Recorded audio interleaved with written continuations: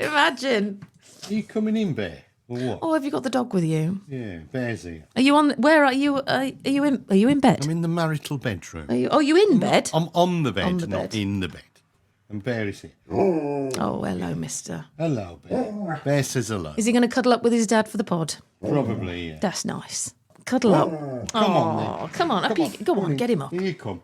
Lie down. Don't touch the laptop. Oh, yeah, that's a point. Don't let him lick anything. You need opposable thumbs for the laptop, Bear, which you haven't got. Bless him. Sorry. Right, so I'm ready. You're on in bed with the dog, and we can start. Yeah. Let's do it. Let's do it. Let's do it. Shall we do it, Bear?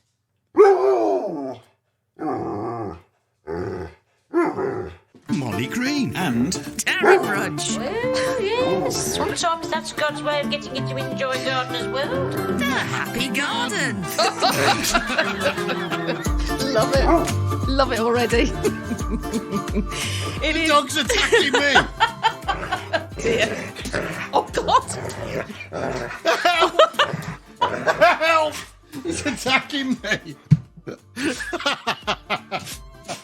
More jeopardy as we start the happy garden. There's always something wrong. Every week there's something going on in the... Are you all right? I'm all right, yeah. He wants to play. That's all right. You haven't got any lunch around your face. It's not like No. on you, is he? Okay. Stop it. Stop it. All right. Well, let me welcome you to the Happy Garden podcast. Oh, God, it's all going on. Welcome to the February garden. The garden full of promise, the garden full of possibilities, the garden full of buds. And the birds have started to sing, and the sunny days make you want to tidy, to nest. The kitchen windowsill can be full of potted primroses and beautiful muscari and daffodils as well, which make your soul smile. It's a joyful month. And to spread joy to today's proceedings, I haven't heard anything his end for about 20 seconds, so I'm hoping you're still there. The joyful Darren Rudge. Hello! Still here. He didn't go for my throat. Oh, my goodness. Welcome, Dazzler. Hello. God, I've had a right week. Well, we ought to address the elephant in the room, yeah. Before we do anything, I have had so many messages about last week's podcast and what on earth the medical emergency was, which meant that Darren couldn't finish it. Are you okay? I'm all right. I was pregnant. Darren! Huge twit. And I didn't know.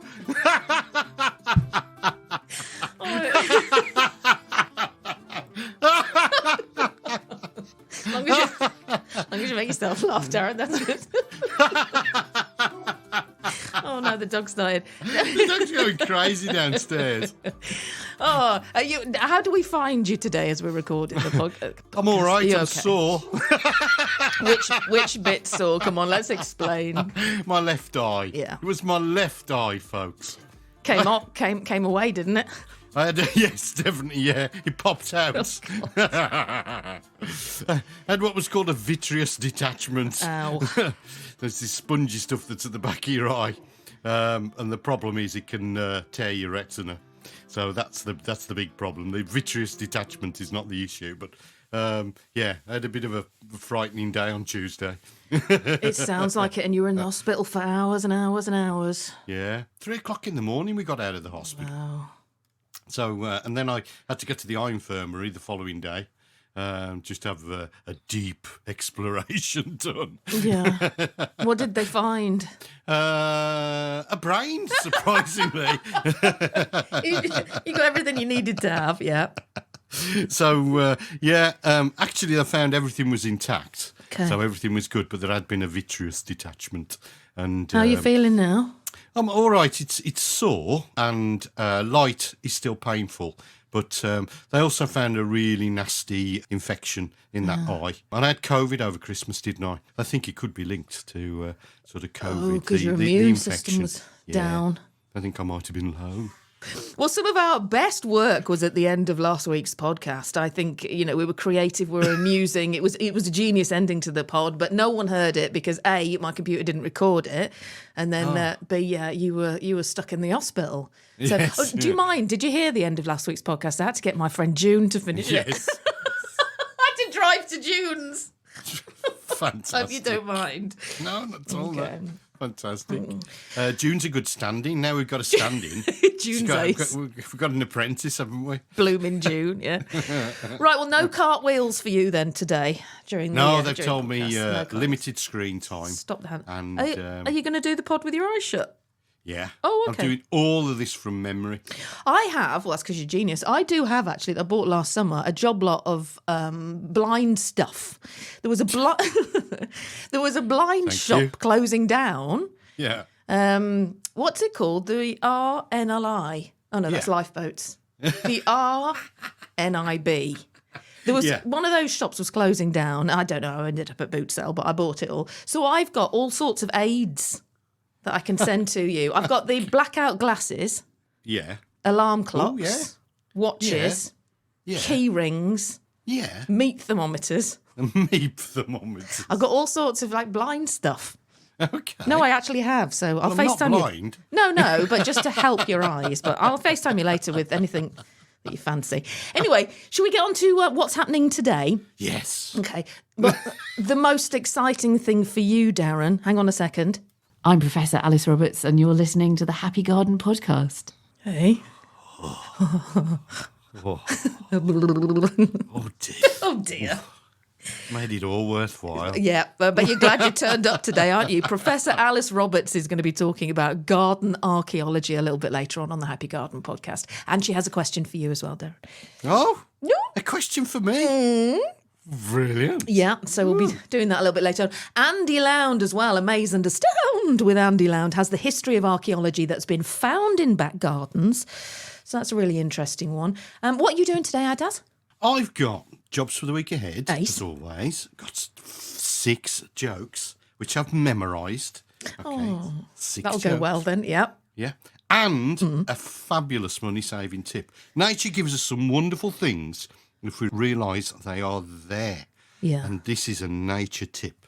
Okay, we'll look forward to that. So it's a money-saving tip from nature. That sounds nice. Actually, I see your money-saving tip and I'll raise you one as well. Oh, God. It's not often Mollie's money-saving tips Yeah. comes in, but yeah, I've got one later as well, which is really good. And lovely listener Rupert wants to tell us all about his massive true garlic variety as well, so we'll hear from him a bit later on. Oh, Rudge Wrap, are you pleading adjournment on medical grounds this week? I am, yeah, because I haven't been able to read or listen convenient. or write anything this week. yeah. No, I will let you off in that you have one eye working. We'll do the Rudge Wrap soon. Well, you've always known I've had a wonky eye, and it was the wonky eye that went wonkier. Wonky, Well, I was telling my mum about your eye, and she did actually say, which eye is it? Because if it was your good eye, it would have been awful. Or it would have been worse, let's say. would have been worse, yeah. No, it was my wonky eye, Okay, because I've always had a wonky eye. exactly. You know, when I talk to you, you think I'm talking over your shoulder. Need to get you a patch. Don't we? That's my wonky eye. That's your wonky eye. You always look past and think, who's he talking to? Love you. I do actually love you very much. So with your good eye, we'll make a fister today. Let me give you a little February quote, actually, from Mark Parent. This is really nice. If January is the month of change, February is the month of lasting change. January is for dreamers, February is for doers. And that relates to the garden, doesn't it? Let me ask you actually, before we start with some jobs for the week, Darren, talk to me about the garden in February. I know some gardeners will call this the busiest month of the gardening calendar, won't they? Well, it's the time when everything starts to kick off. Basically, it's when, we wait, don't we, as gardeners, to see, and we hope that this replenishment, and this goes back to paganism, really, and all those things where we wait to see that life returns to our spaces, our lives. And February is that time when we start to see things actually start to grow, snowdrops, they're there, aren't they? All these sorts of things start to kick into action, as I call it. And yes, it's time to get out in the garden and actually do some stuff and just prepare for the spring. So March really is when temperatures start to lift, although having said that, what is it? It's 11, 12 degrees today. Double figures, yeah. It's quite mild. We haven't had a winter really this year, folks. And seasons all merge. This is a problem with climate change. February is that hinge month. I always think of it as that little hinge, the door opens. That's nice. And towards the end of February, we really start to look forward to the spring that we've actually got to come, because things just start to bud up. Things start to push out new leaves, and we've just got that expectation of that wonderful virginal spring to come. And that's what February means to me. It's lovely. I was having a look at the hydrangea cuttings, which you talked me through cutting last year, and the buds are so fat, and there's little curled, fat, green, verdant leaves waiting to come out. It fills me with excitement. It really, which I must ask you a little bit later on when to plant those. Hang on, let me write that down. Okay. Hydrangea cuttings. Right, shall we start with some jobs for the week ahead, Darren? We can do. Now in the Happy Garden. Oh, I say, sweetie, this is my favourite bit. Time for Darren to be absolutely flabulous and regale us with his gardening jobs for the week ahead. Well, yes. 3, 2, 1, and go! Well, bush, roses and repeat flowering climbers should be pruned in the next 2 weeks, folks. You naughty people, if you haven't done it already. Okay. Deciduous tree planting and shrub planting can still continue if it's not too wet. So get them into the ground. And if you've got root balled evergreens, you can pop those in now. It's a good time to divide things. So all those lovely herbaceous perennials, they can be divided at this particular point in time. Don't forget to disregard the centre section and basically plant the outer sections. Any fallen twigs you can gather during gales, and hedges that have grown too tall or too wild can be renovated at this particular point in time. So give them a good hard cut back, but not cypresses, not your conifers, as these do not re-sprout, so don't cut hard back into them. Old flower stems can be tidied away, or they can be left on the soil as a mulch, ready for those beasties and bugs to make a happy home. Thank you very much, Darren. That's absolutely ace. And we'll do some more before we go home. Oh, no, we are at home, but we'll do some more before the end of the pod. All right. Now, listen, I feel like I'm really encroaching on your territory here. Why? Because it's Darren's money-saving tips. It's nothing to do with me. But I do have one. Okay, And I've got that's right. a really good one that I came across in the week, and I wrote it down, and I thought I'll encroach on Darren's territory here with a Mollie's money-saving tip. Now, apparently, have you been to the Eden Project? Yeah. Oh, I'm jealous. Is it brilliant? Lovely. It's brilliant, yeah, especially the hot tropical. They've got a cabin halfway through the hot tropical section because it's so warm and so hot and tropical. Yeah. You have to go into the cabin and cool down. Really? There's water and stuff in there, yeah. Oh, that sounds good. Yeah, I like the sound of that. That's great. Well, my husband and I were booked to go on the 26th of March 2020 lockdown day. So, yeah, I couldn't go. Well, you predicted the pandemic. Did I? Remind me. Did I? You did. I'm so old, I can't remember. What did I say? Because we were at a certain radio station. Do you know who we were? Wait. Mollie and Darren. Do you know who we were? And you went. You said to me on that day. I think it was like a week before that date. Yeah. You went. This is going to be a national pandemic. Did I? And, you know, It's not awful, this is going to change the world. Did I? That's what you said. Oh, Darren, my memory. So I blame you. Yeah, it'll all be my fault.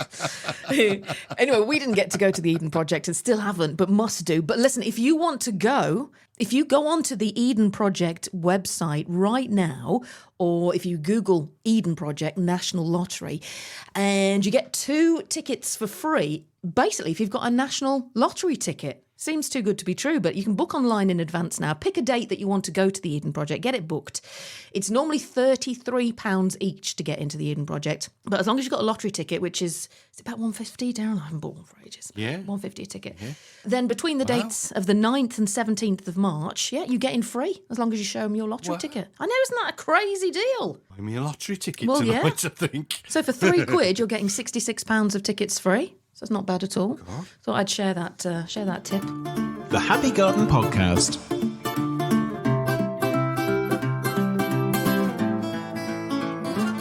Darren, we must welcome new listeners to the Happy Garden Podcast, of which we've had many this week. Where from? This is only a few. Honestly, the list's really big, but new this week, Philippines. Wow. Thailand, Bangkok. Wow. And a fair few in Hungary as well. Really? I don't know how they get to hear about us. It perplexes me. But we must welcome everybody. And also, if you don't mind us playing, if you don't mind when you listen to our podcast, if you could rate and review on your podcast platform, it would really help what Darren and I do to reach more people as well. So rate and review if you possibly could. That would be absolutely great.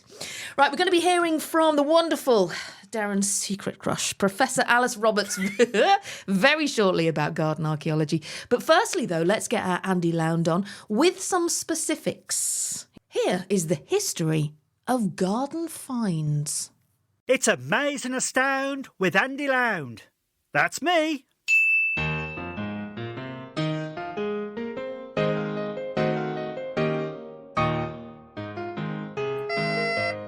Hello, Mollie and Darren. Can you guess what I'm up to? No, I'm not altering the time on my mobile. I'm detectorising. Yes, I have my metal detector out and doing some garden archaeology. Have you ever wondered what's hidden in your undergrowth? Well, hey! Garden archaeology has really taken off, partly due to the lockdown when people spent more time in their gardens. Lockdown sparked a spate of archaeological finds, from Neolithic arrowheads to post-medieval belt hooks, all in back gardens. Metal detecting was prohibited during lockdown, so people turned to their own plots, finding an array of objects under their lawns and flower beds. What have people found? Clay pipes are common. These may have been lost or dropped by workmen. Pottery of all kinds. These can indicate what activities have been taking place and when. In Surrey, one garden produced Neolithic arrowheads. Imagine, over 4,000 years ago, some people dropped their arrowheads in a field that would later become a garden. Imagine their lives. In suburban garden near Bradford, a Bronze Age quern was dug up. This was used to grind grain, a sure sign of an encampment. A medieval silver coin was discovered in a garden in Stoke-on-Trent, and a sandstone rock with Ogham script, thought to date from the 4th century, was found in Coventry. One lucky gardener found a post-medieval snake-formed belt hook in Herefordshire. In 2012, a gold lover's ring was discovered in a chicken run in Shropshire after the hens had been scratching for worms, and a late medieval iconographic ring was found on the top of a molehill on a garden lawn in Herefordshire. Of course, these are ancient finds. There are modern finds too. Second World War arms caches of live grenades and ammunition have been discovered by metal detecting. One house found a whole 1940s car buried in the garden. I wonder if it had a Sawn certificate. In Bourneville, items discovered in gardens have included a variety of dog, cat and bird skeletons, tins of chocolates, and even gravestones. Apparently a number of houses were built over the site of an 18th century burial plot. In Caerwent in Wales, people have remains of Roman buildings in their gardens. Anything found that could be of importance should be taken to your local museum. Any old ammunition, of course, call the police. If you are very lucky, then you may find fossils, especially if you live in the Wenlock or Ludlow areas. My garden was part of a farmer's field, and I have found a number of bits of pottery, mainly Victorian, bits of modern tools, no end of nails and screws, but no dinosaur foot or Anglo-Saxon treasure. Detecting is great fun, and creating a mini archaeological dig is also fun and good training for you. In the soil of your garden, there could be a story waiting from history. Imagine the item that you pick up. You will be the first person to set eyes on it in 100, 1,000, 10,000 or even 1,000,000 years. Alright, get back to work, grab me spade and dig those sods. Oh, wait a minute! A World War II German helmet! Oops, my mistake.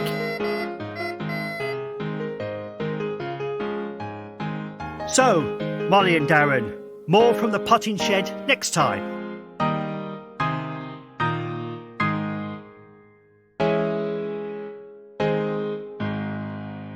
Andy Lound, everybody! Yay! Thank you, Andy. Oh, he's so Brilliant. ace. Yeah, he's just... Brilliant as always. He's ace. If you want to hear, or learn, should I say, more about Andy, and his talents aren't just niche to horticultural history, he does all sorts. If you have a look at andrewlound.com, you'll find out more. Right, now, last week on the pod, we had a question, didn't we, Dazzler, about planting supermarket garlic. And you were detailing sort of whether it's viable and how to do it. And on the Happy Garden Facebook page, Rupert put a picture up saying, that's not garlic, this is garlic, showing off with a massive bulb. So I gave him a bell yesterday to find out why his was so massive. Hi, Rupert. Hello, Petal, how are you? Yeah, I'm good, thank you. I'm good, are you? Can you guess where I am? Can you hear the background noise? I can as it goes. Are you in the coop? Well, actually, yeah, before we do talk about your massive garlic, we're going to be talking about having ex-battery girls forthcoming on the podcast in the next few weeks. And you had a few the other day, didn't you? We've got 10 battery hens here and that. And I tell you what, they're very, very friendly. I mean, I've always had exhibition chickens, but with bird flu, you can't show there's no show. They just started last week, the show. So I'll have a few battery hens. I need something in my pen just to sit here. Since I've had a stroke and that, I'm twiddling my thumbs at the weekends what to do.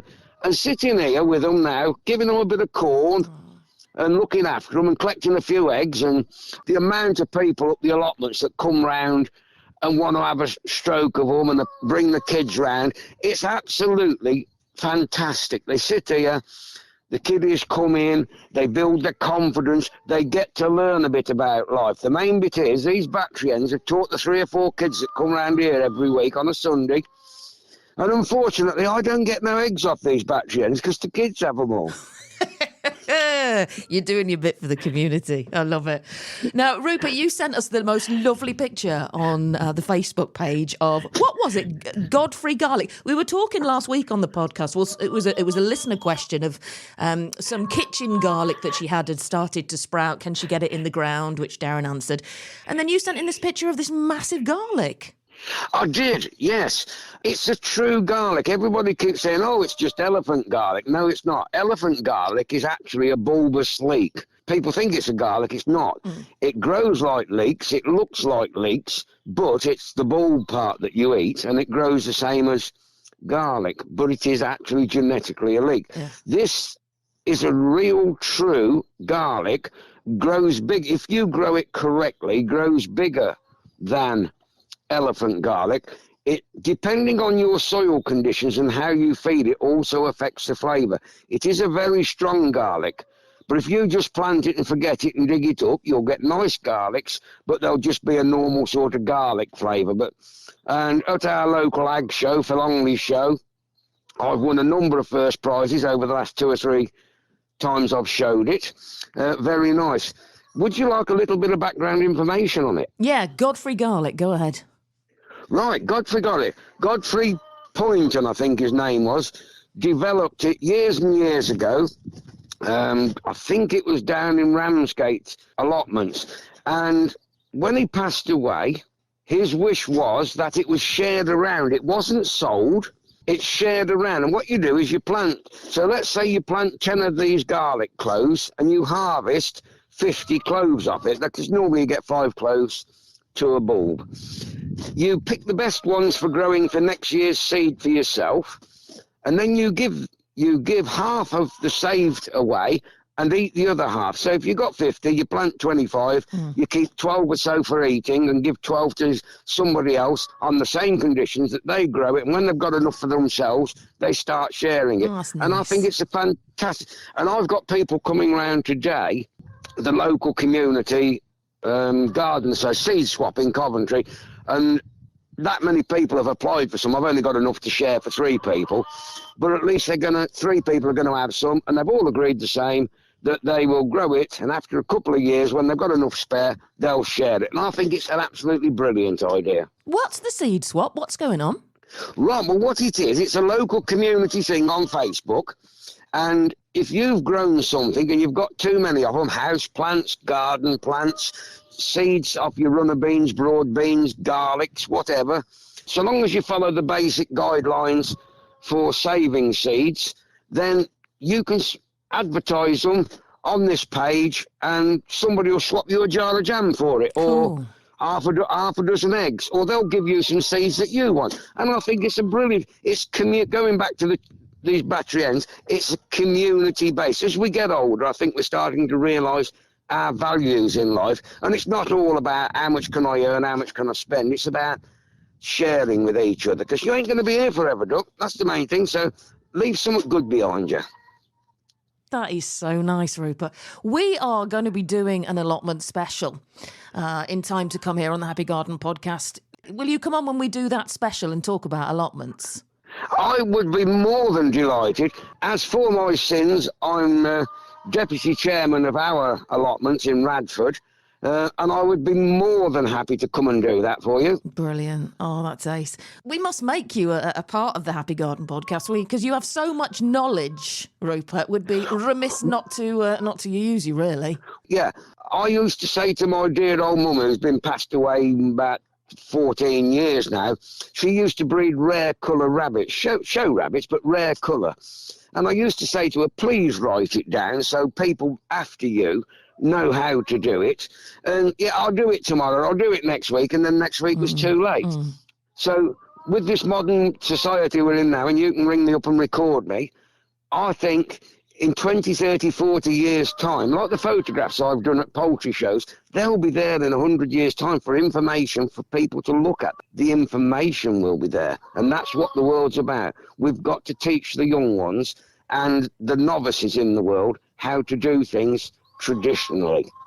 A fascinating conversation with which hasn't finished yet, because he's going to tell us how to plant garlic a bit later on. But fascinating conversation so far with Rupert. Darren. Yeah, and, his last conversation was right on point, wasn't it? That our youngsters are the people we need to invest in. Yeah. And they need to know the traditional methods for growing so that this can continue onwards. Mollie, Godfrey, garlic, wonderful stuff. And there's so many threads in there as well. He's so right about passing down knowledge and not letting it get lost. Because, a lifetime of knowledge lost, that's really sad, isn't it? If it hasn't been jotted down, or, as Rupert's just said, we'll record him with all his tips and tricks and stuff like that. And the same with you and all your knowledge, Darren. It would, if you were snuffed out, it would be an absolutely crying shame that, thank goodness you're laying it all down on our podcast before you go. But this is what 90% of my life is about, isn't it? Is teaching and passing on that knowledge, and even doing this and the radio work and stuff like that. That's what it's all about. Is just keeping it in people's mind's eye and just keeping it going and updating knowledge as well. We're going through climate change, all those sorts of things, and there's lots and lots of things that we used to do traditionally we're recommending that we don't do anymore. So new knowledge is as good as anything else, so that we can move with the times. But to train our youngsters, because they are our future, is most definitely something that I wholeheartedly agree with. So well done. Also, the aspect of the community swap as well that he mentioned at the end. I love that. I love that he's, even though it's 3 people, it's it's the ripple effect, isn't it? Those 3 people hopefully will supply another 3 people. And even if it wasn't the Godfrey garlic, it's other seed swaps, it's other surplus, it's getting the community together, which is lovely. Well, it's just brilliant, isn't it? It is. This is just dealing with the waste of gluts and things like that, so that if you've got additional stuff, you can pass it on, and people will will take advantage of it and benefit from it. Yeah. And that's And get together. entirely the way. Yeah, well, that's entirely the way we need to be thinking and growing and dealing with people. We are community-based species, aren't we? We like to get together and we like to be together and actually growing things and eating and being sustainable in that way is entirely the way we should go with this. So it's fantastic to see that little seed is starting to germinate, isn't it? That reminds me of a quote. You're good on quotes. Linda Ellaby. In the coldest February, as in every other month, in every other year, the best thing to hold on to in this world is each other. Isn't that nice? That's lovely. I mean, I've got the Confucius one. Go on then. It says, a man who plants a tree knowing that he will never see it mature truly knows the meaning of life. Oh, that's amazing. That's very Capability Brown. Selfless. It is. But he was called Capability because he saw the capabilities in the land that he used to use. Oh, was that not his name? No, it was Lancelot Brown. But they called him Lancelot Capability Brown because he saw the capabilities in the land that he... And how did I not know that, really? I don't know. Oh, I didn't know. Yeah, that's true. Yeah. Because I thought that was an odd name. It's just a nickname. Gosh, I've learned something today. That's what he used to do. He used to go into these wealthy landowners and he'd sell them these ideas because he could see the capabilities. Like, I'll plant you an acorn and in 300 years' time, Yeah, selfless. there'll be an oak tree there. You know? Yeah. If I could do that on my garden design practices, I'd be a millionaire, wouldn't You're I? a millionaire, darling. Millionaire. No, but you see, these days people want it now, don't they? Yeah. It needs to come to fruition within 3 years. But yeah, when you see the National Trust properties, Ragley Hall, gosh, I've been to so many lately that are Capability Brown that, as you say, only come to fruition hundreds of years later after planting. Yeah. It is beautiful. It's gorgeous, isn't it? And he was dealing with, large landscapes. It's like Trentham Gardens. You ever go to Trentham Gardens, folks, just outside Stoke? The pool there, that you go, there's a little steamship that you can sit on, Mollie. It's only small. Go on. Little steamship, and you go for a ride around the lake. Okay, it's a massive lake. Yeah. But that took 60 years to dig out. And the hillside around the actual lake wasn't there before the lake was dug out. And that was Capability Brown. 60 years. 60 years. And it would have all been by hand. It was by hand. Back then. People spent their lives and they died digging that lake out. For us to sit on a little steam ship going around thinking, oh, this is a nice day out, isn't it? That's incredible. Again, selfless. You'll never see the fruits of your labour. We must sometime in 2024 do something with National Trust and have a look at some of the properties and the landscaping at National Trusts in the UK. Yeah, we'll have to go and do a pod from one of the National Trusts, won't we? Well, I'll tell you where I might go this week, although it's probably too late to sort of organise any sort of interviews, but I might go and then just tell you about it next week, is Packwood House, which is somewhere. Yeah. Is it Solihull? I'm not sure. Yeah. But I tell you the reason why, Darren. Here we are, is a money-saving tip. Quite often, because No, hang on a sec. I'll get into trouble if I say this. Will I get into trouble? No, I won't get into trouble, will I? I'll say it and then I'll review it and see if I'll get into trouble. I don't know what you're going to say. Okay, let me say it. Right, when I still do cover at BBC Radio WM, obviously the papers come down in the morning, all the papers. Yeah. No, I don't think I'll get into trouble because the point is they all get thrown away at the end of the day, all right? They're all chucked. So quite often, and it happened a couple of weekends ago, many of the papers run a free National Trust voucher. I don't know if you've ever seen them. Yeah. Daily Mail, Express, a lot of the red tops as well. And, it's worth 50, 60 quid. It's an entry for 2 to any UK National Trust property. So for the price of the paper, similarly so to the Eden Project tip that I gave a little bit earlier on, for the price of the paper, you're into any National Trust in the UK worth 50, 60 quid. So obviously I took all the vouchers a couple of weeks ago because they were going in the bin. And so within the month of February, I've got about 5 vouchers that I can go anywhere, National Trust-wise. Packwood House seems to have the most phenomenal, I think it's like a medieval yew garden. Yeah, it's brilliant. Yeah. Oh, have you been? Yeah, it's really good. Packwood Oh, is look at really you good. get in there first. Go on, tell us all about it then before I go. Well, it's just the medieval garden is brilliant. It's just got topiary, and you can wander through. I think there's a maze there. Haven't been for quite a while, but there's a maze there, I think, and the landscape itself is wonderful. Cool. Totally and utterly wonderful. So you must go. But Yeah. you know the other thing about national trusts. Go if on. you take your good husband, he will be doing his national service. What? Your husband will be doing his national service if you take him to a national trust property. Because when your husband goes to the toilet, okay, he doesn't urinate into, a urinal. What he will be doing is he'll be tiddling on a bale of straw. So the male urine, is diverted, and basically they saturate bales of straw with male urine, and then once the bales of straw are saturated, they're called pea bales, as in pea bales. P-E-E? Yeah, as in pea bales. When they're saturated, they take them to their compost heaps, they mix them in, it activates the compost heap, okay, and then basically all that lovely compost is then distributed onto the borders, so that when you walk through and you say, look at these wonderful rolling borders, your husband's done that. Forever be a part of Packwood House. Yeah. And of course, all the produce gets used in the tea shop. So Exactly. Yeah, full circle. And that is down to men's we. Obviously not women's. It's No, you need too, yeah. You're too. Women's aren't. No, you're too coarse. Caustic. You're just coarse. Yeah, you kill all the vital All right.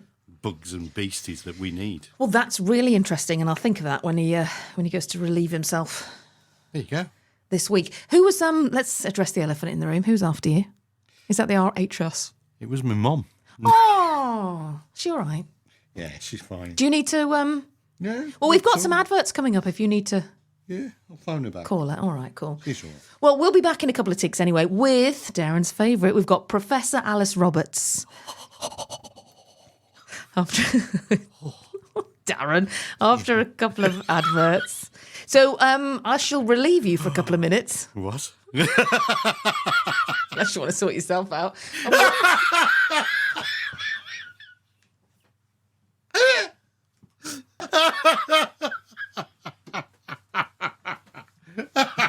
And we'll see you very shortly.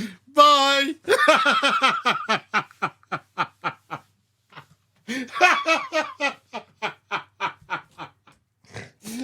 Oh dear.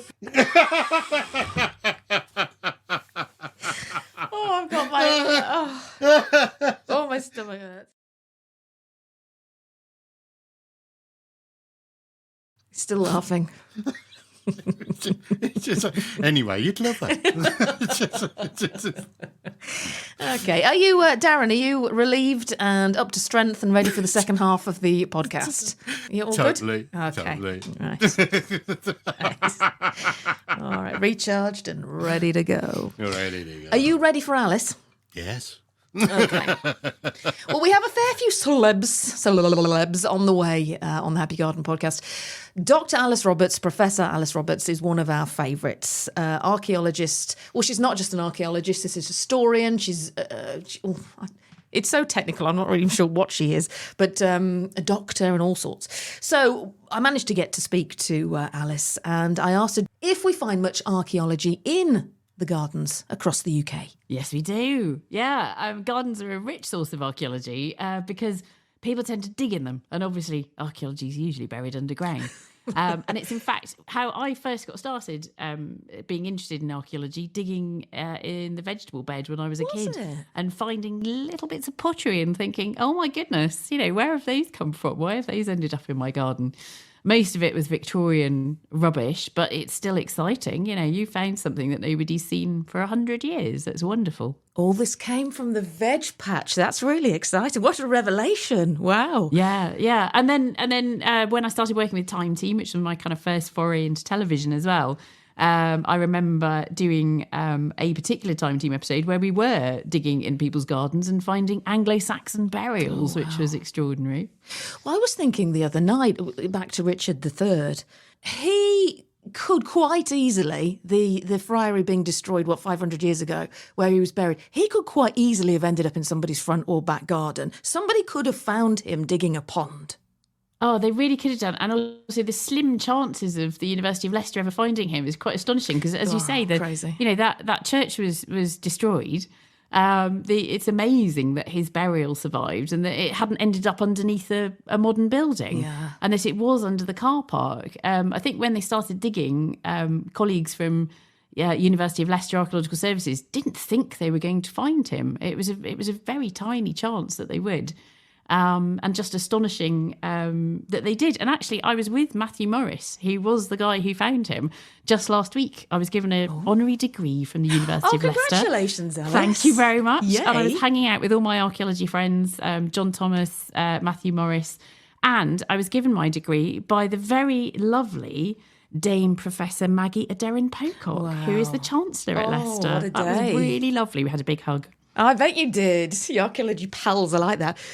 Even when they were putting the tarmac down, obviously they've got to do the scraping and whatnot. Isn't it weird to think he was lying there and the diggers and the rollers, they couldn't have been more than a couple of foot above him. It's just crazy. But I was thinking, if it hadn't been the car park, it could have been somebody's garden.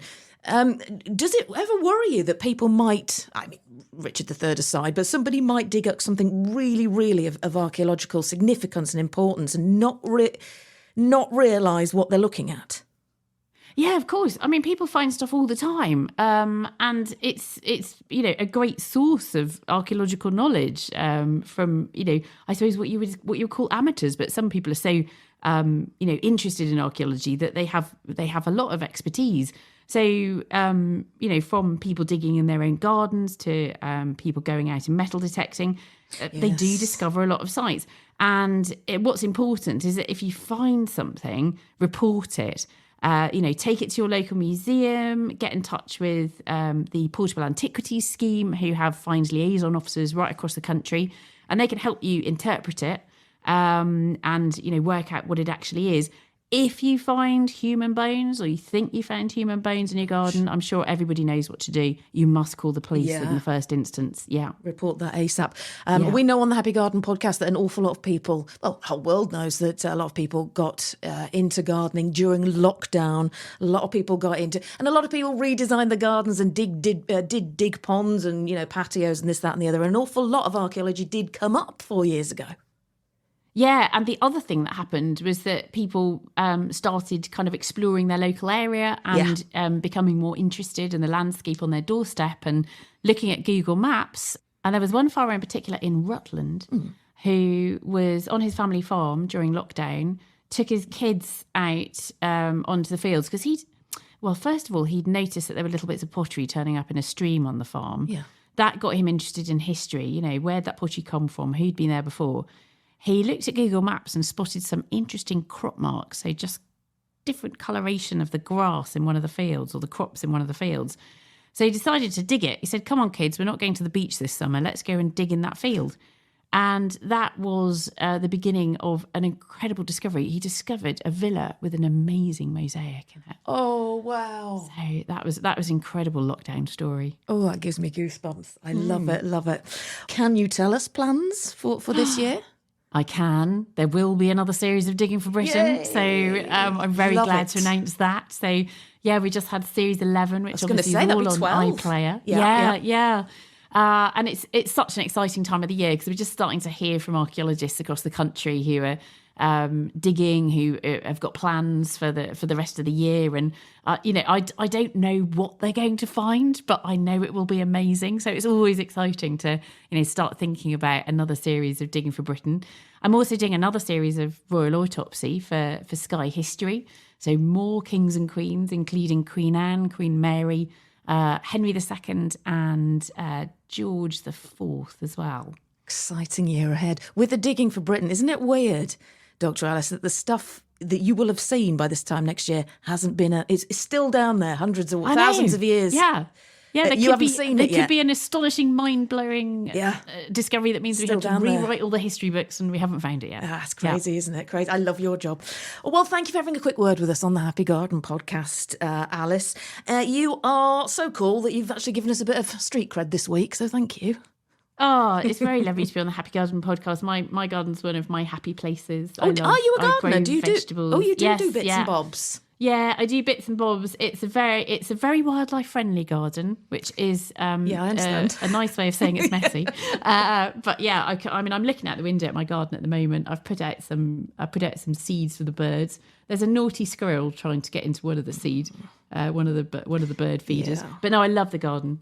It's lovely. What have I got? Snowdrops coming up at the moment. I'm going to need to do a bit of a spring clean at some point, tidy it up a bit.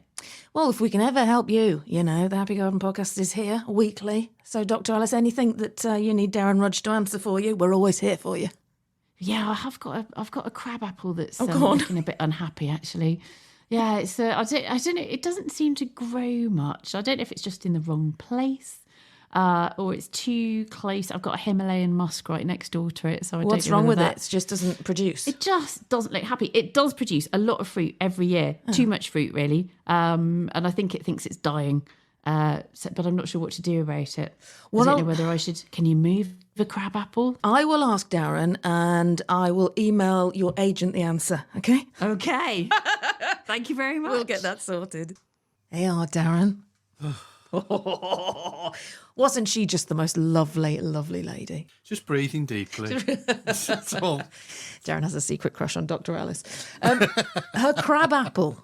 Yeah, you need to answer that and then I can transcribe and send it on. Undoubtedly, it needs to be moved. She's quite right.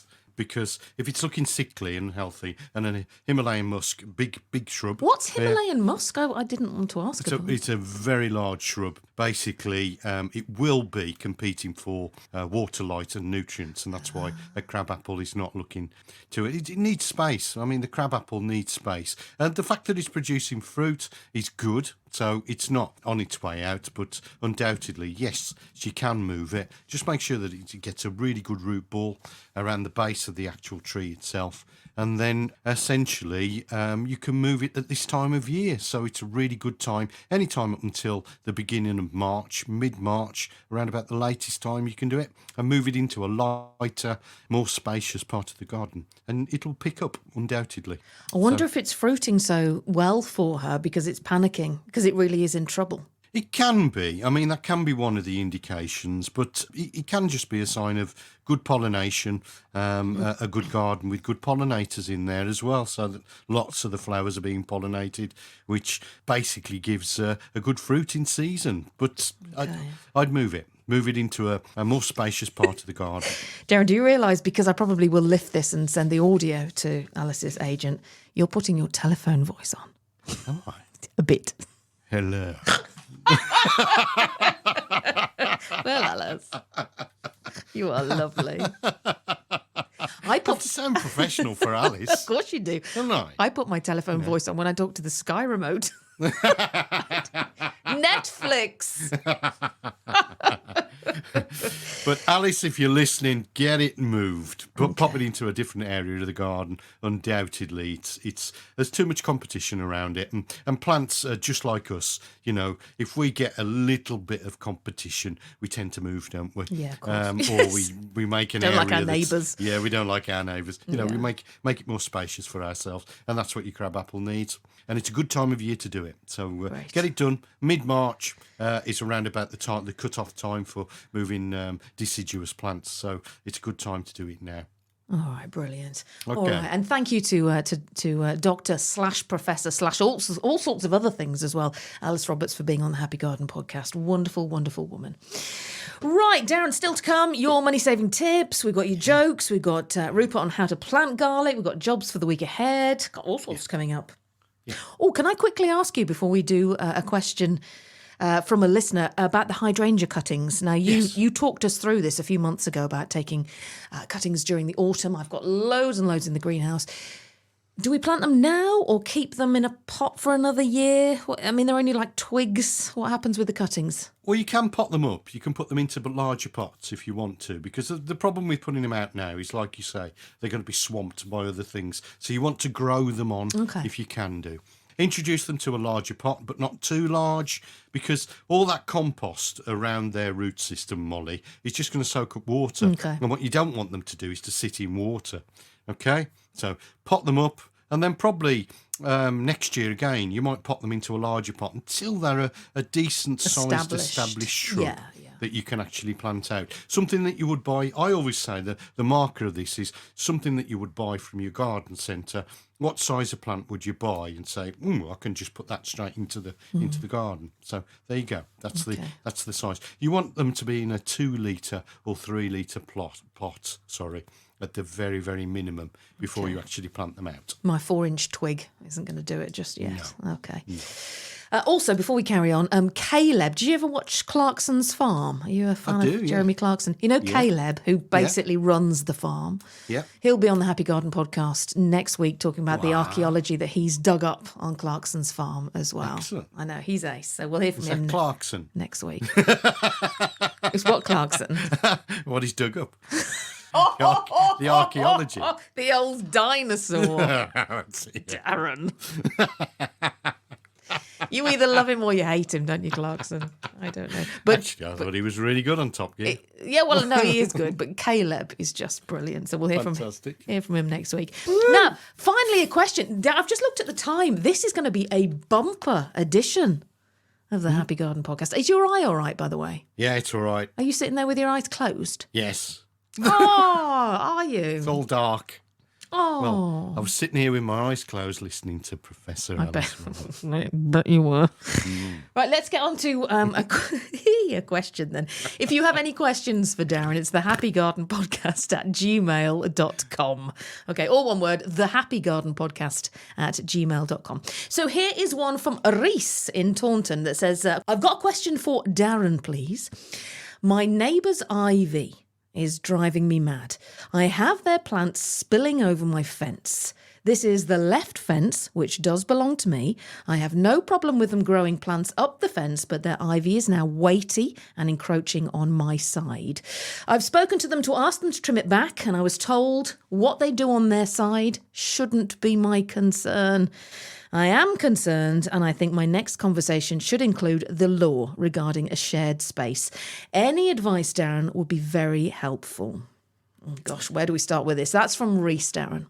Well, neighbour disputes and things like that are always difficult, aren't they? First of all, you do really need to check that it is your fence. There is no clear-cut reason to say just because it's the left-hand side, it is your fence. You need to check the deeds of the property because it could be the right-hand side. Is it sometimes right? Yeah. It can be. It's just not.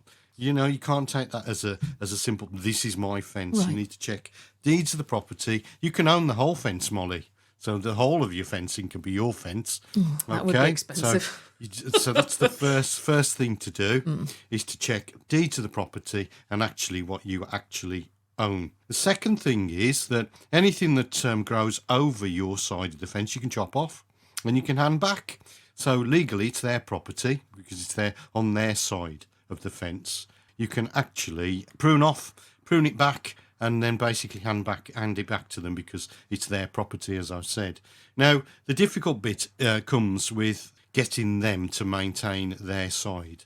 And there's no way in the world that you can actually get them to do that. You might have to resort to some legal advice here and go to your local advisors, those sorts of people, just to take some advice as to how to approach this. Because these sorts of things can blow up into almost wars, can't they? If that fence is yours and it is damaged by your neighbour, then you are quite within your rights to ask them to pay part towards a new fence if it actually brings the fence down. Of course, they will have their side of things, and you've got that conversation to have, haven't you? But it's really, really difficult. Now, I'm sorry that you're having these problems and that your neighbour can't be more sort of sensitive to the issue, and it would only take pruning back, and perhaps that's something you could offer. Can I come round and can I prune the ivy for you, and just keep it under check? Perhaps that's one way to go with it. Yeah. But if they don't want you on their property, then there's no way that you can actually do anything about it. So I'm sorry, that's probably not the answer that you want, but perhaps citizens' advice, something like that, might be able to offer more detailed advice as to how legally you stand with regards to your neighbour having a plant that's potentially going to destroy the fence. Darren, I think you haven't hit the nail on the head there, and I've had to do it with one of our neighbours who I can't bear, but I won't go into it on the podcast, is to swallow it, because I know that things get out of hand very quickly and it's not worth it. And you've mentioned, tit for tat. It's really not worth it. So if you have to swallow, your anger and go their side and help out, or, just bite your lip, it is worth it in the long run. You are right, Darren. Yeah, and I think what you've got to look at here is, there is this issue, but there is your welfare as well. Yeah. And your state of mind. And are you really prepared to get into what potentially could happen? I just think you need to weigh up your options with these things. I've got the same problems at home as well, with neighbours that just don't seem to care, or just want to lop off branches, chop everything trees down, and things like that, and don't really care about plants or wildlife, things like that. And sometimes you just have to take a step back. And I often think this about emails. Perhaps you get an email sent and you just really want to respond to it straight away. Never reply in anger. But, take sit on it. A couple of days, and then, you've considered it. Haven't you? Well, keep us up to date, Reece. Please do. Yeah, keep us up to date as to what happens, because, your experience might help other people in the future, so it'd be an interesting one. Now, Dazzler, before we do your money-saving tips, a very, very quick one. Have you had a look at the Happy Garden podcast Facebook page today? Yeah. Yeah, you said that really defensively. Yeah. Have you got rights yet? No. Come on now. I will. Good. I promise. I've been saying that for 5 months. But the thing is, some lovely people have been posting some pictures of, you did a feature a couple of months ago about reproducing things from supermarket scraps, basically stuff that, fruit and veg that you buy, which I just find absolutely fascinating. So, Sai has sent us some onion seeds and pictures and stuff. Constipated cat Sai, who actually also posted on my Facebook page, Mollie Green, Mollie with an IE. He had some tattoos done yesterday. He's had some mushrooms behind his ears.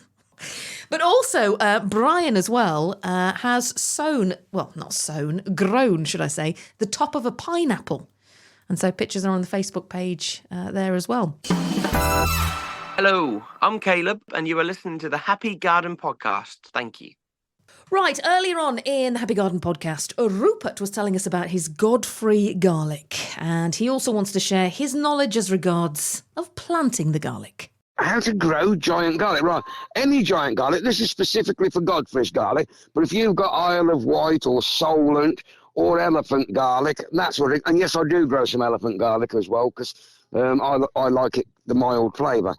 Right, you best really to plant your giant garlic. It needs a long time to grow. You're best to plant it as soon as you get your bonfire out of the way. Use your ashes off your bonfire to top dress your soil. You've already got your soil dug and prepared and everything. So you take your garlic clove, dig a hole 6 inches deep. Basically, dig a hole a trowel's depth deep. Take a pinch of potting grit, and I mean only a pinch, not a handful.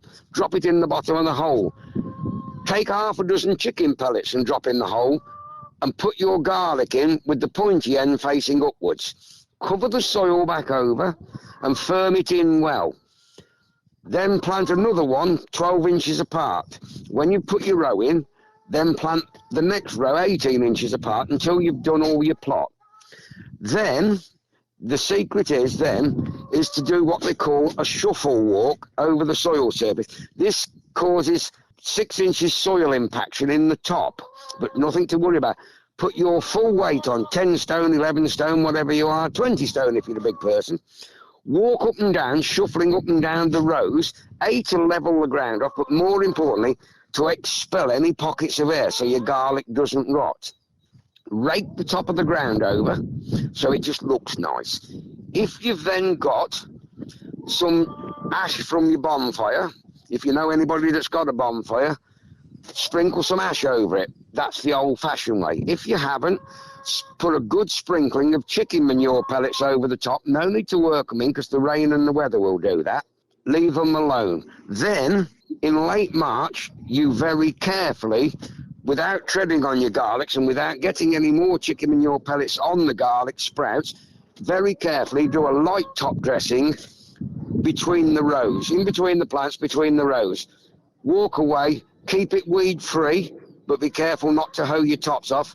They are susceptible to various flies that might get in, but if your ground's hard, that's why you walk on it as well. It stops the insects getting in and damaging your garlic.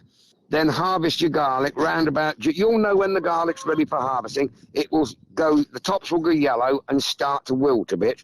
Normally the end of June, no later than the middle of July. Harvest your garlic like you would any other garlic, dry it, and away you go. Don't forget to share it with a friend. He's good, isn't he? Well done. He's yeah. good. Darren, I didn't realise about treading in or treading on your seeds and your crops to stop air bubbles and then stop insects from laying eggs. Top tip. Yeah, totally top tip. Well, don't dig.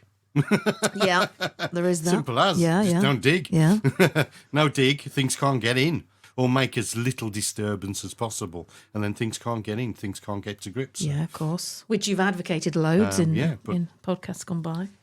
Well, excellent. If you want what an to, excellent guy. Yeah, he's good, isn't he? We might use him in 2024 because as you heard a little bit earlier on in the pod, he's high up in the allotment society. So and he's got a lifetime of knowledge. So Rupert will be joining us. And if you've got tips, if you want to share knowledge, a lifetime of experience in the plot of digging, of gardening, of sowing seeds, you are more than welcome to share here on the Happy Garden podcast. If you just get in touch, let me give you all the ways to get in touch. If you'd like to get in touch with Mollie Green and Darren Rudge at the Happy Garden Podcast, then all you have to do is follow them on social media. Just search for the Happy Garden Podcast. If you'd like to send them an email at the Happy Garden Podcast, you can email thehappygardenpodcast@gmail.com. Can we say Happy Garden Podcast just one more time? The Happy Garden Podcast. We would love to hear from you. So we can get you on the pod. Darren, we're nearly done. Wow. I know. How are you feeling? A little eye check? I'm all right. It's okay. You're doing all right. Like I said, it's a bit painful, but, it's all right. You won't be able to watch telly. Well, I haven't been able to watch telly for about a week. So. Oh, bless you. So actually, that's a lie, because I can watch telly with sunglasses on. Bless you. I guess I've got to send you pictures of this blind stuff that I've got. Yes, please. Because I've got some of these glasses. They look like security glasses. They've got sides and all sorts. They sort of filter out all the lights. Got them in all different colours. So I'll send you a pic a little bit later. There's a joke, isn't there, about the blind man? There's a nun I don't know that we can say it. in the bath. What? There's a nun in the bath. A nun. And the man knocks the door and says- Hang on. A nun and a blind man in a joke. Yeah. Darren. Well, the nun's in the bath. Mm. And then there's a knock on the door, and she says, "Who is it?" And he says, "It's the blind man." And she says, "Oh, come in." He said, "I've just come to check the blinds."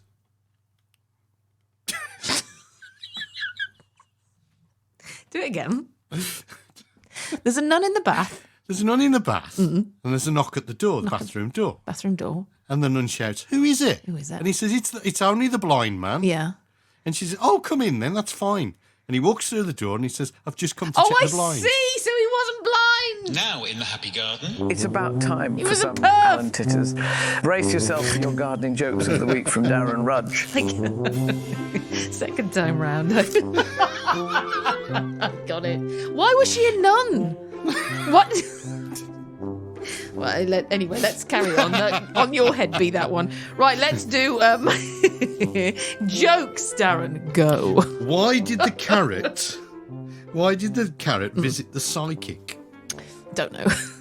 To get his carrot cards read. Oh, Darren, I like that very much. It's carrot cards. Number 2. Why was the salad so very tired? Oh, it's nothing to do with ketchup, is it? Nope. I don't know. He'd been turning and tossing all night. Oh, good. Tossing, yeah. Which type of vegetable always gets jealous? Oh, hang on. Don't know. A green bean. Oh, good. Good, Darren. Why is a broccoli a royal vegetable? Queen, king, prince. Don't know. Because it's got lots of crowns. Oh, good, Darren. Yeah. What's the difference between broccoli and cauliflower? One's green, one's white. sort of. Cauliflower is just broccoli that's seen a ghost. I like that, Darren. Do you know what you can have? Wait, you can have 2 of them. Hang on. Yeah, good. Fantastic. So, Molly, if you've got 4 cauliflowers in one hand and 6 cabbages in the other hand, what do you have? Wind. That's better than the punchline. Okay. Bloody big hands. That's what you've got. Darren. That's 6 jokes for the week. That's really good.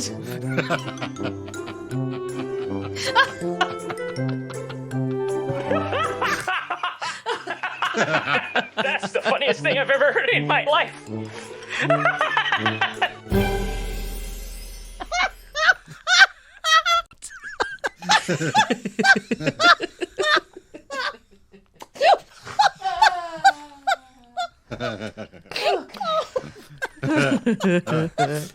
Oh, Darren, I really do enjoy your jokes. Right, that really is nearly it. We've just got jobs for the week ahead. A strangular. Money saving tip yet? Oh, haven't we? No. Haven't we? You told me to tell you. Yeah, I haven't done my money saving tip. I did tell you to tell me if I've forgotten anything. Jokes. Well, where's that then? I don't know. Hang on. You wrote the script. I do have the script. Sheet 1.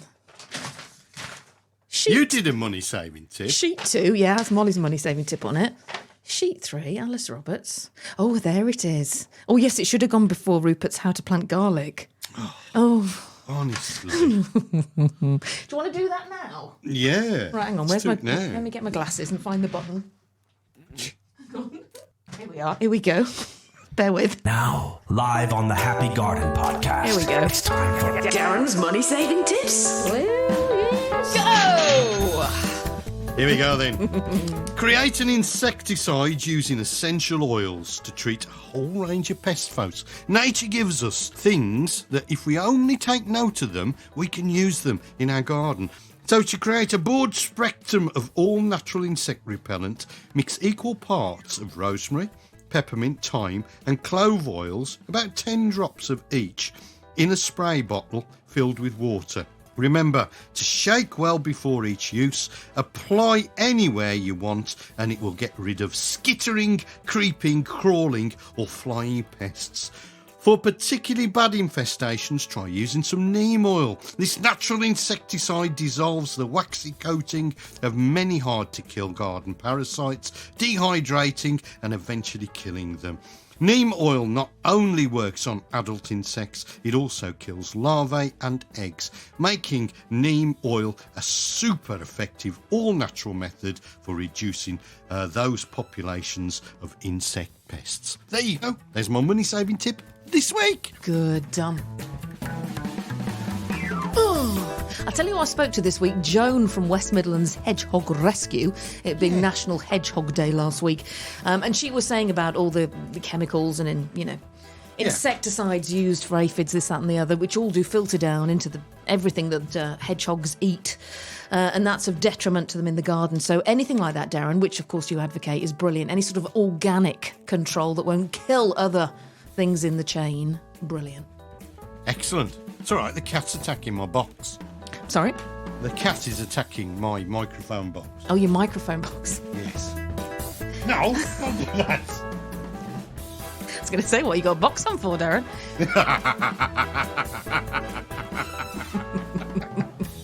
Can't play cricket with one eye.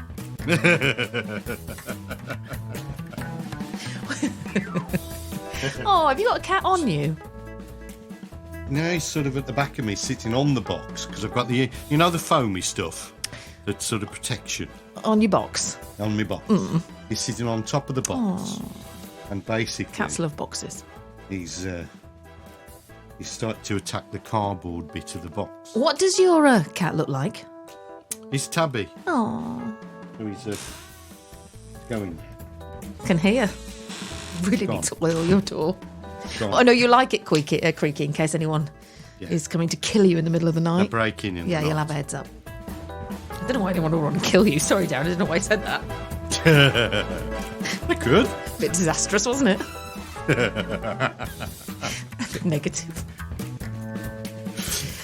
Right, sorry, Darren, I don't know where I was going there. cup was half empty there for a second. We're going to finish with jobs for the week ahead in 2 ticks. What are you doing for the rest of the afternoon? Do you feel okay? You've managed the pod almost? I'm going to rest me Rest. Rest. That's what I'm going to do. I'm going to rest me on. Put a hot flannel on it. Oh, yeah. Lovely. Pretend it's Professor Alice Roberts. Oh, Darren. Put hot flannels on my eyes. I bet you are as well. Is your wife in? God, I hope Alice isn't going to listen to this. She'll never appear on the podcast again.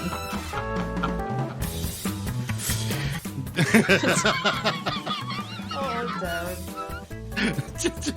Well, yeah. Darren's money-saving tips. Leave that there. Leave that there. Right, jobs for the week ahead, and then we're done. It's fantastic. This really is a bumper pod, by my reckoning. We're about an hour and 20. It's pretty good, isn't it? It is. We should charge. We should charge for this pod. Oh, I've bought a new computer, by the way. Yeah. Comes in 3 weeks. Oh, God. I know. Where's it coming from? I have absolutely no idea. But the delay is not as bad as it was last week. Shouldn't have wasted my money. No delay at all. It's fine. Darn it. Right, let's finish with some jobs for the week ahead, Darren. Now in the Happy Garden. Oh, I say, sweetie, this is my favourite bit. Time for Darren to be absolutely flabulous and regale us with his gardening jobs for the week ahead. Well, yes. 3, 2, 1, go. I ought to say we do have some freezing nights ahead. Oh, yes, snow on the way. What? Oh, I haven't seen that. Really? Yeah. So while you're in the garden in the snow, you can be lifting and dividing your herbaceous perennials, folks. If you're a summer bedding person, then you can be sowing seeds of your summer bedding plants right now. As long as you've got a heated propagator, you can get seeds of geraniums, lobelia, busy lizzie, bedding begonias and all sorts of things going in a heated propagator right now. In the next few weeks then, the tubers of dahlias, begonias and gladioli can be started in the greenhouse as well, or on a windowsill, a nice sunny windowsill. Make sure that the compost is moist and they're in a seed tray or in a small pot. Lawn areas should be mown, okay? Remember, give them a tidy now and they'll look all the better in March. Make sure that lawnmower has also been serviced, folks, before you start to mow. Yeah, will do. Well, I don't know about you, but I've had a thoroughly lovely time listening to that, sweetie darling. I know that I will be having a crack at some of those jobs this week. Take care, everyone, and I'll see you next week for more absolutely rudgelicious gardening jobs for the week ahead. You're listening to the Happy Garden podcast with Mollie Green and Darren Rudge. Is that it? Can I go home now? I have literally no idea where my lawnmower is. Don't. I gathered. I literally don't. Somewhere at the back of the garage. Darren, the pod has been. Thank you so much for doing the pod in a medical emergency. It shows your dedication. Oh, no problem. To the Happy Garden podcast. Yes. Brill. Yes. I had to. I don't know whether you heard last week's podcast. I had to do the strangulated goodbye myself. It didn't really work. It was all right. It was all right. It wasn't you, though. No. It wasn't you. Not really. So if you want to do the goodbye, we'll see you next week. I shall leave it to you. Bye! You've been listening to the Happy Garden podcast with Mollie Green and Darren Rudge. If you'd like to send them an email, get in touch with the Happy Garden podcast by emailing thehappygardenpodcast@gmail.com. Follow them on social media. Just search for the Happy Garden podcast. Can we say Happy Garden podcast just one more time? The Happy Garden podcast.